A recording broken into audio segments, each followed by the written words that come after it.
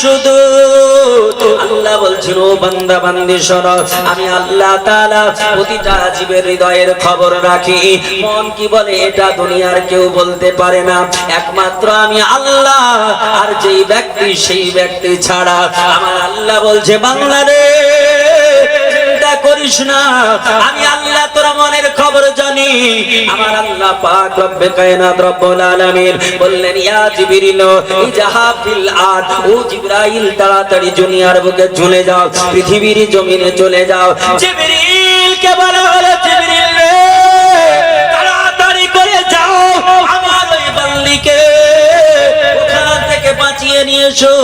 আমার আল্লাহ পাক রব্বে কায়নাতের অর্ডারে এখন জিবরিল আলাইহিস সালাম তিনি আপনার 600 খানা ডানার ঝাপটা দিয়ে পৃথিবীর দিকে শাসা গতিতে আসতেছেন। এখন চল্লা তরবারিটা টেনে নমরুদের আপনার মেয়ে তিনার গর্দানে মারতে যাবে। আল্লাহর ফেরেশতা জিবরিল কন্যাকে নিয়ে নমরুদের কন্যাকে নিয়ে আকাশ পথে উড়ান দেয়। জোরে বলি সুবহানাল্লাহ। আল্লাহ পাক রব্বে কায়নাত রব্বুল আলামিন তিনার বান্দিকে নিয়ে জিবরিল আলাইহিস সালাম তিনি জনসম্মুখ থেকে নিয়ে চলে গেলেন, আকাশের দিকে উড়ে চলে গেলেন, মানুষের চোখ থেকে হারিয়ে গেলেন। নমরুদ বলে হায় হায় আফসোস, আমার কন্যাকেও মারতে পারলাম না, হায় রে আফসোস কাউকে মারতে পারলাম না।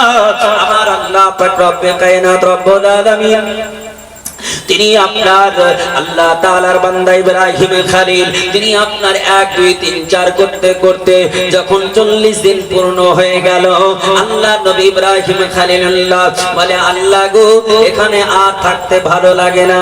আল্লাহ বলছেন ইব্রাহিম তুমি আগুনের ভিতর থেকে চলে এসো, তুমি বের হয়ে এসো, আগুন তোমাকে স্পর্শ করবে না, আগুন তোমাকে জ্বালাবে না। এটা একটা বর্ণনা। আর একটা বর্ণনা এমন ধরনের আছে আল্লাহর নবী হযরত ইব্রাহিম খলিল তিনি আপনার আগুনে যখন আপনার পড়লেন ওই টাইমে দৃশ্য দেখতে ছিল নমরুদের কন্যা। নমরুদের কন্যা দেখলো ইব্রাহিমকে জ্বালায় না, ইব্রাহিমকে পোড়ায় না, ইব্রাহিম সুন্দর শান্তিতে রয়েছে। এই দেখে আপনার নমরুদের কন্যা ওই শাহী মহল থেকে প্রাসাদ থেকে নিচে নেমে আসে। আসার পরে আগুনের কাছাকাছি এসে ইব্রাহিমকে ডাক দিয়ে বলে ওগো আল্লাহর নবী ইব্রাহিম, ওগো আল্লাহর নবী ইব্রাহিম আপনাকে আগুন জ্বালাই না কেন?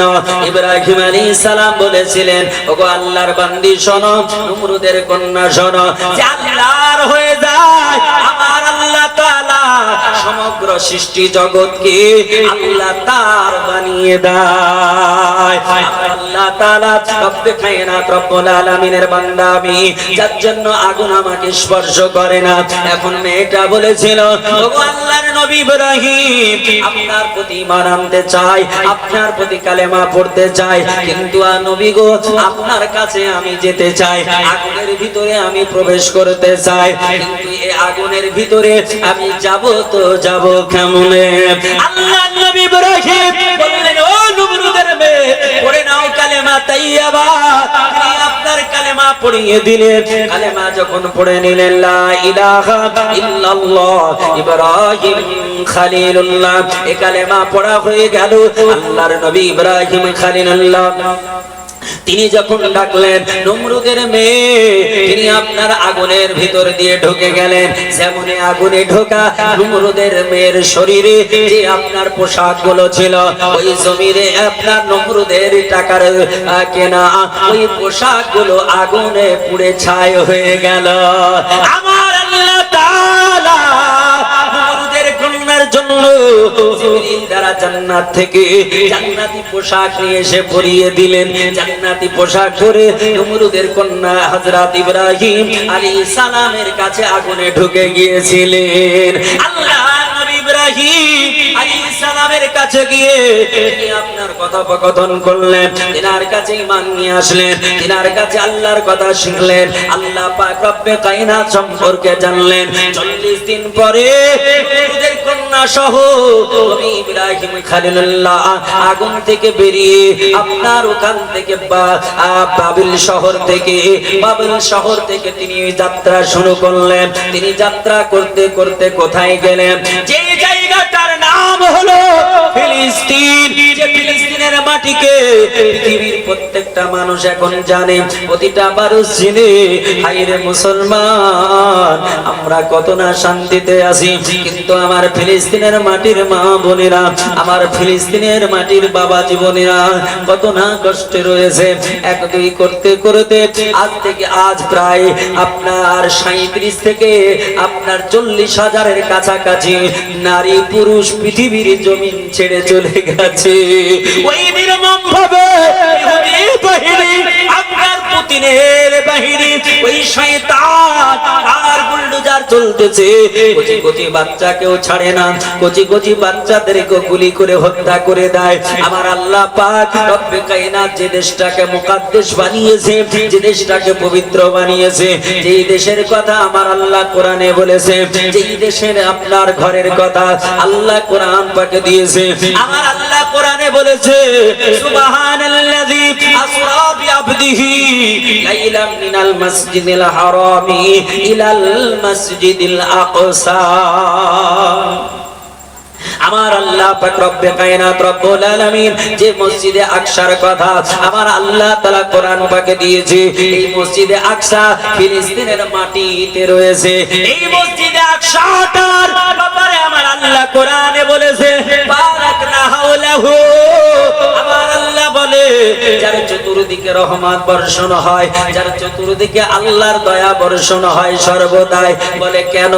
আমার আল্লাহর দয়া সর্বদাই বর্ষিত হয়। কিতাব বলেছে, বাইতুল মুকাদ্দাসের আশেপাশে, বাইতুল মুকাদ্দাসের চত্বরে একটা নয় দুটো নয়, আল্লাহ পাক রব্বে কায়নাতের প্রিয়তম নবী এক নয় দুই নয় 1000 2000 নয় 70,000 নবী রাসূলের কবর পাক রয়েছে।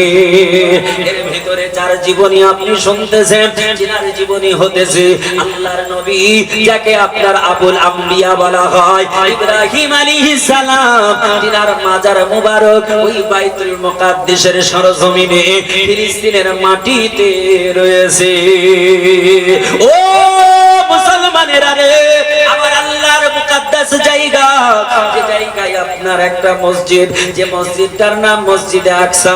এখানে যদি এখনো পৃথিবীর কোন মুসলমান মুসলিমা এক রাকাত নামাজ পড়ে নাই, আমার আল্লাহ তাআলা ওই মসজিদের খাতিরে আমার আল্লাহ 25,000 রাকাতের নেকি দান করে দেবে। আল্লাহুম্মা সাল্লাল্লাহু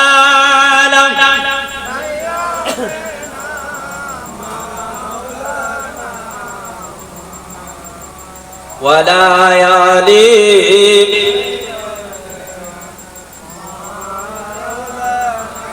মুহাম্মাদ সাল্লাল্লাহু আলাইহি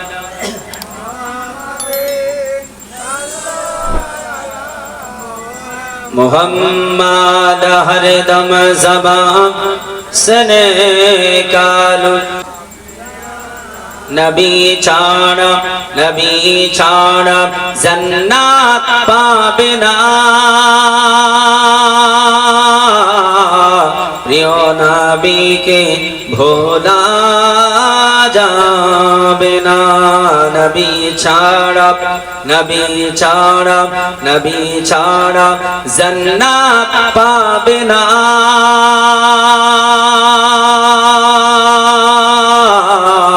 প্রিয় নবীকে ভোলা যাবে না। আল্লাহ বলে পবিত্র কোরআনে,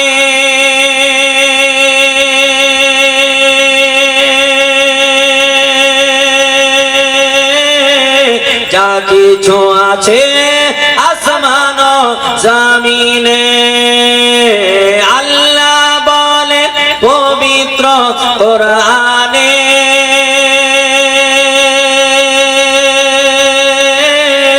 যা কিছু আছে আসমান জমিনে, সব কিছু তোমার অধীনে,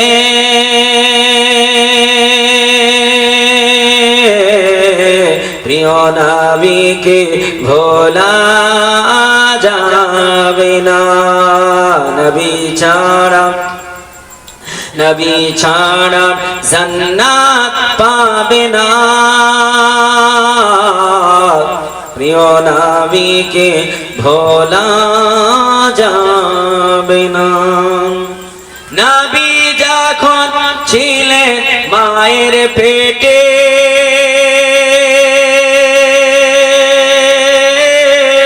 নবী যখন ছিলেন মায়ের পেটে,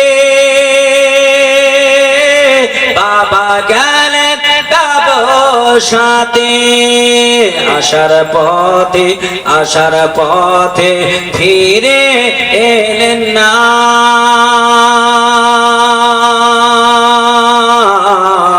স্বামী হারা হলেন মা আমিনা, স্বামী হারা হলেন মা আমিনা।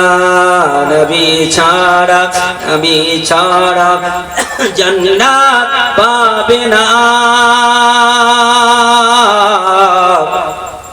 প্রিয় নবীকে ভোলা যাবে না।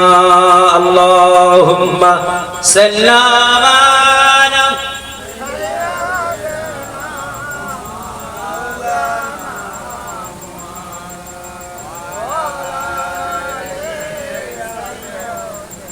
মাওলানা মুহাম্মদ সাল্লাল্লাহু আলাইহি, জোরে জোরে পড়ুন,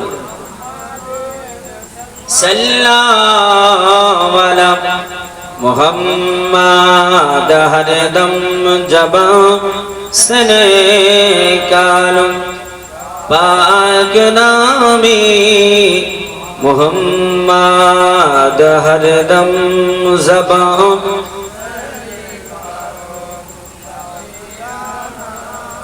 মোহাম্মদ মাযাদ মুহতারাম আল্লাহর নবী হযরত ইব্রাহিম আলাইহিস সালাম তিনি ওখান থেকে বেরিয়ে গেলেন, বাইতুল মুকাদ্দাসে গিয়ে কিছুদিন থাকলেন, সেইখানে বসবাস করলেন। যে জায়গায় নবীগণেরা, যেখানে রাসূলগণেরা, আপনার একাধিক নবী রাসূল যেখানে আপনার জন্ম নিয়েছেন, একাধিক নবী রাসূল যেখানে বসবাস করেছেন, আল্লাহর নবী ইব্রাহিম আলাইহিস সালাম কিছুদিন ওখানে কাটানোর পর তিনার মনটা আর ওখানে টিকলো না। তিনি আবার থেকে ফিলিস্তিনের মাটি থেকে আবার সফর বেরিয়ে গেলেন। ওখান থেকে চলতে চলতে বাইতুল মুকাদ্দাস থেকে বেরিয়ে একটা এমন জায়গায় গিয়ে পৌঁছালেন, যেই জায়গাটার নাম হলো খাজাইনুল ওয়াকা। এই জায়গায় গিয়ে তিনি পৌঁছালেন। আপনার ওই জায়গায় গিয়ে যখন তিনি ওখানে তাবু খাটালেন, ওখানে তাবু খাটিয়ে ওখানে আপনার থাকতে শুরু করলেন। ওখানকার মানুষদেরকে আল্লাহর পথে ডাকতে শুরু করলেন। ও দুনিয়ার বুকের মানুষেরা, তোমরা কে কোথায় আছো? তোমরা কোন কাজে আছো? তোমরা কার ইবাদতে আছো? তোমরা চলো একটু আল্লাহ পাককে ডাকো। আমার আল্লাহ যাকে তোমাকে আমাকে বানিয়েছে, তিনি আর উদ্দেশ্য হলো একমাত্র তারা আমার ইবাদত করবে। আল্লাহ বলেছেন, লাকাদ খালাকনাল জিন্না ওয়াল ইনসা ইল্লা লিয়াবুদুন। আল্লাহ বলছেন, মানুষ রে, আমি আল্লাহ তাআলা তোমাদের বানিয়েছি, জিন জাতি তোমাদের বানিয়েছি শুধুমাত্র আমার ইবাদতের উদ্দেশ্যে, আমার ইবাদতের কারণে। আল্লাহর নবী বললেন, ও দুনিয়ার বুকের মানুষেরা, যে আল্লাহ আপনাকে বানিয়েছে শুধুমাত্র ইবাদতের উদ্দেশ্য নিয়ে, ওই আল্লাহ পাকের ইবাদত করো, ওই আল্লাহর কাছে ডাকো। আমার আল্লাহ পাককে তুমি যা চাইবে তাই দেবে। আমার আল্লাহ তাআলা সব কিছুর মালিক। আমার আল্লাহ ছাড়া কেউ দিতে পারে না, আমার আল্লাহ ছাড়া কেউ তোমাকে সম্মানিত বানাতে পারে না। আল্লাহ কোরআন পাকে, পবিত্র কালাম কোরআন পাকে আল্লাহ বলেছেন, তুতিল মুলক মান তাশা ওয়া তানজিউল মুলকা মিম্মান তাশা ওয়া তুইজ্জু মান তাশা ওয়া তুযিলু মান তাশা। আমার আল্লাহ বলছেন, বান্দারে, আমি আল্লাহ পাক রব্বে কায়নাত, আমি ধনের মালিক। আমি আল্লাহ তাআলা কাউকে ধনঢ্য ব্যক্তি বানিয়ে দিতে পারি। আমি আল্লাহ তাআলা কোন ধনীকে গরীব বানিয়ে দিতে পারি, গরীবকে ধনী বানাতে পারি। এটা আমি আল্লাহ করতে পারি। আল্লাহ বলছেন, ওয়া তুইজ্জু আল্লাহ বলছেন ও দুনিয়ার বুকের মানুষ শোনো, আল্লাহ বলছেন ও দুনিয়ার বুকের মানুষেরা, তোমাদেরকে আমি সম্মান দিতে পারি, আমি আল্লাহ তাআলা তোমাদের অসম্মানিত বানাতে পারি। আমি আল্লাহ তাআলা যে অসম্মানী ব্যক্তিকে আমি সম্মানের স্থানে বসিয়ে দিতে পারি, আমি আল্লাহ সম্মানী ব্যক্তিকে অসম্মানী বানাতে পারি। ওয়াতুইজ্জু মান তাশা ওয়া তুযিল্লু মান তাশা, আমার আল্লাহর ক্ষমতা, আমার আল্লাহর এখতিয়ারে এটা। আল্লাহর নবী বললেন, তাহলে আল্লাহ যখন তোমার সম্মান বাড়াতে পারে, আল্লাহ যখন তোমার সম্মান হানি করতে পারে, আল্লাহ যখন বড় লোক বানাতে পারে, আল্লাহ যখন ধনী বানাতে পারে, আল্লাহ যেমন গরিব বানাতে পারে, আল্লাহ বলেছেন ওয়া তুখরিজুল হাইয়া মিনাল মাইয়াতি ওয়া তুখরিজুল মাইয়াতা মিনাল হায়। আল্লাহ তাআলা রব্বে কায়নাত বলল, বান্দারে কেন তুমি এত গরম, এত অহমিকা করো? আমি আল্লাহ তাআলা মরা থেকে জীবিত করতে পারি, আর জীবিত